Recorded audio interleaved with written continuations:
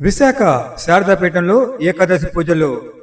ముక్కోటి ఏకాదశి సందర్భంగా శనివారం విశాఖ శ్రీ శారదాపీఠంలో ప్రత్యేక పూజలు నిర్వహించారు.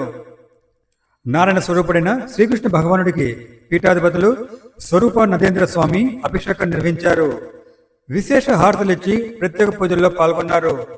విశాఖ శ్రీ శారదాపేట నిర్వహణలోని జగద్గురు శంకరాచార్య వేద పాఠశాల విద్యార్థులు ముక్కోటి ఏకాదశి వేడుకలకు హాజరయ్యారు. యజ్ఞేన యజ్ఞమేంద్ర దేవాః తాన్ ధర్మాని ప్రథమాన్ తే హనాకం మహిమానుచ్యంతే యత్ర పూర్వే సాధ్యాः సంతి దేవాః అభ్యస్వాభివద నిరాస్తే ధాతా పురస్సాద్